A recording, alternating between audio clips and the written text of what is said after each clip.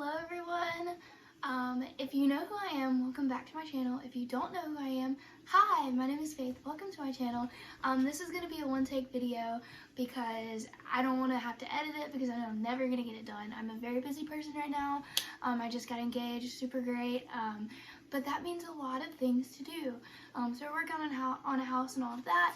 So some things have happened, some dreams have taken place. I just had not recorded them. One of them actually happened today, which I'm kind of upset about, but I still want to share it and let you guys know what it meant and why God said it, and then how we can stand with the people that it applies to. It actually applies to us as well. So I just want to get into it. So the first dream that I had was near the end of July. So I know it's been a hot minute. It's October now. Oh my goodness, it's past August. It's October now. But dream one, and I'm going to read them since it was kind of a long time, and they're kind of packed with information that I want to get specific. So dream one. This dream is a continuation of the dream that I had about the woman with the men's faces in her bun. So if you haven't seen that video, please go back and watch it. It was a dream about a woman who was in power, but she had a bun, just a casual, not a casual, but like a business casual bun, if you will. And it had men's faces in it.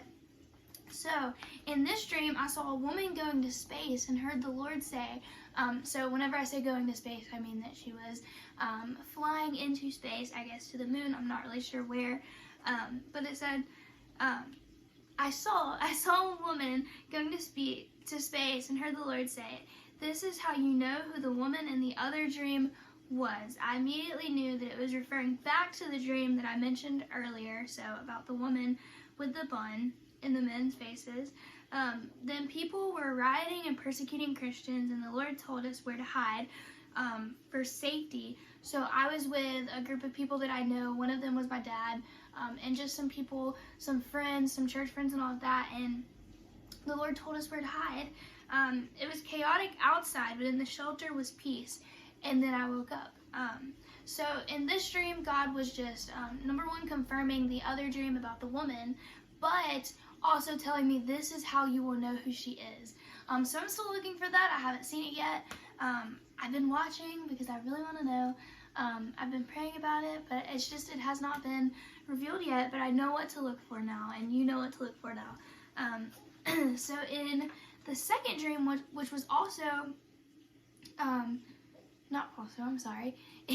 This is the bad thing about not being able to cut. I just say random stuff and then I'm like, what? Also, that's a fill-in word. Why am I using that? In early October, so early this month, which was a few days ago, actually, I just don't remember the specific date, and I'm sorry, I know some of y'all rant about that, but I'm not good at remembering to write it down until afterwards. I did a little better with some previous dreams that I had, but this one I forgot. So a few days ago, I had another dream, and in this dream, I was running from a man and a woman around early 30s. So that's old. They were in their early 30s, and they were American people. I jumped into a truck with a few others, and we began driving, trying to outrun the people. We then saw a young boy. He was running as fast as he could down the street, and we stopped and got him. He was crying and yelling, "Get me away from them." I remember the feeling of being terrified of being caught as they drove us to a house, a shelter. There was a shelter to hide out where the young people, where there were other young people. And they were young, so super young, all the way up to mid-20s, so like I qualified as a person that should be there and could be there, and there were all these young people there in this house. And so I laid on the floor of this house and began crying and praying. Then I got up and saw a vehicle approaching the house. Someone in the house said, "They're here," and I began frantically searching for a hiding spot. I found a closet to hide, but the people found me and began trying to grab me. I was fighting and kicking to get away, but they eventually overtook me, and then I woke up. So I remember how hard I was fighting in this dream. Like, I was picking up stuff, hitting this woman in the head. I was trying everything in my power to get away from her, and they still ended up getting me. So what I think this is sex trafficking, because in the dream, I saw everyone from super young, so all these really, really young children, all the way up to mid-20s. And it was mostly women. It was mostly females. The younger people, there were a lot of young boys, but then whenever it started getting to the older people, it was mostly mid-20 females. And so that's why I think it's sex trafficking. So I'm not really sure why I had this dream, why I was involved. I don't know. I don't know why I had this dream. Maybe it was just God showing me, number one, how it feels for those people so that I can pray for them, but number two, what to look out for, and to just be aware. Be aware that this is happening. Be aware that it is very prevalent in the United States, and it's not just something that happens somewhere else. It can happen anywhere, and we should really just be covering these people with prayer. Those safe houses, they're important, you know, like having a place where the Lord is, where they can just stay. I think it's important. It even could be for domestic violence. You know, I'm not sure what all those people were there for, but I do know that it was one safe place where all these people were there, and they were praying and they were seeking the Lord. So yeah, I'm not really sure why I had that dream. If someone else has clarification about that, please feel free to email me, let me know, comment, whatever. We can talk about it, we can share our opinions, our thoughts, but I'm going to continue praying about that, because again, I'm not really sure which one that's about, whether it is about both, whether it's sex trafficking, whether it's domestic violence. I don't know. I don't know what it's about. But I do know the feeling of just being terrified and just trying to get away and still somehow not being able to get away from it. And it was just terrifying. So that one was very heartbreaking, I can't lie. And yeah, the feeling was very specific and very real. And so my prayer is that if you are in a situation where you are in fear or you're running or anything, please, number one, reach out to someone. Do not feel like you have to live in fear alone. And then number two, pray. You know, like the Lord hears the cries of his children. Pray to the Lord. Okay, so the third dream was also in early October, so it was actually the day after I had the dream that I just talked about. But this is the one that just happened today. As you probably know, Israel is at war right now. And I'm really upset with myself that I did not share this video. I thought I would have time. And my lack of time right now is a problem. And the Lord kept on nagging me and telling me, you really need to do this video, and I just didn't get it done. And now I see why he was nagging me. But I still think it's important to share, especially since those other dreams that I just shared, just to increase the validity of it and to understand that the Lord really has spoken these things, and they will come to pass even if they have not yet. And for the ones that have, he's just proving himself faithful.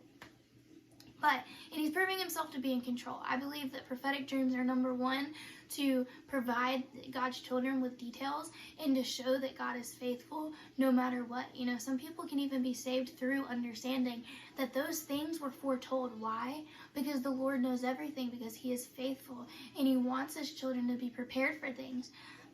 So anyways, the third dream. I was in my old high school gym and I went to a Christian high school, so that kind of makes more sense as to why I was in my school gym. But this Middle Eastern man kept following me, refusing to leave me alone. And so I kept telling this man over and over, I was like, leave me alone. I am trying to do my own thing. I don't know why you're here. I don't know why you're following me. But just leave me alone. But he would not. And so eventually I walked to the middle of the gym and he stayed at the front of the stage. And I remember thinking, that's really weird. Like, he's been following me all this time and now he's just staying up there doing something. A minute later, my friend realized he had my phone and informed me, and so I ran to get it. When I got it, the man had deleted all of my Instagram pictures and posted pictures of war and death, which scared me. I was so upset, and then I woke up. So now I know that this was about the war in Israel that's going on right now. How do I know that? Number one, I was in a Christian gym. Number two, I remember specifically, you know how the Middle East, whenever they do post pictures of like the wars and all those things that they have, like it's very graphic. And I remember how graphic and how gory all these pictures were, and it scarred me. It scared me.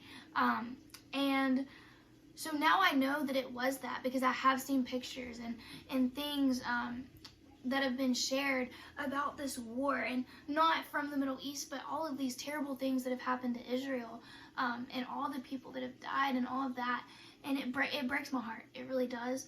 And it clarified that we need to stand up for them. That as Christians, that is affecting us. As Christians, the war in Israel right now is affecting us. We are bought into the family of Israel. Why? Because Israel is God's chosen people. And so we are bought into that family. So that's our family out there that is at war, that is being fought against, that's being killed and murdered and captured and all of these things. Like, that's our family. And so we should stand up for them. We should be praying for them. We should be seeking the Lord, because we know that the Lord will deliver them. That is God's chosen people. You know, like, he's not going to leave them to die and to completely be destroyed. But there are families and there are people that have lost their lives due to this, and it is very heartbreaking. But as Christians, we must stand up and we must pray for these people, and we must just be seeking the Lord in this time for strength and comfort for them. And also, this is an interesting perspective, and I'm not sure exactly, but right before I recorded this video, it made me wonder if something has to do with social media through this, because why would all of my things have been deleted and then all of those posted? You know what I mean? So it could be something that's going to happen with social media through all of this, where something's going to happen, or maybe social media, anything that's pro-Israel is going to be, I'm not sure. I'm not sure if everything is going to be, I don't know. I don't know what it is. I don't really want to say what it is because I don't know yet.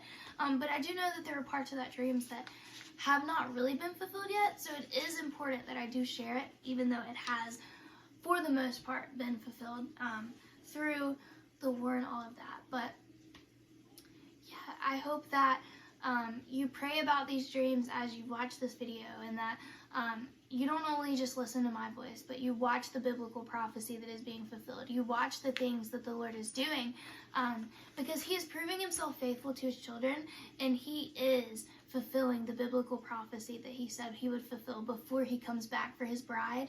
And that is so important for us to watch and pray, to be prepared for the return of Christ, and to know that it is our time.